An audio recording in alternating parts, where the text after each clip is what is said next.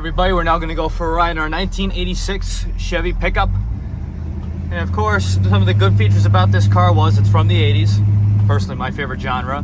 It's got a 8-foot bed, which you don't really see in pickup trucks anymore. Most of the time you see either 4-seaters or you see 6-foot cabs, 4-foot beds, but this one is actually an 8-foot with a bed cover. And the nicer part about this too is it's got a really nice dash pad, so it'll never crack. You have AC that's blowing nice and cold right now. I know you won't be able to feel it, but it's actually pretty good.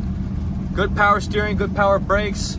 Got our leather bench seat so you can fit more than just 2 people in your cab. Let's go show you the brakes right now.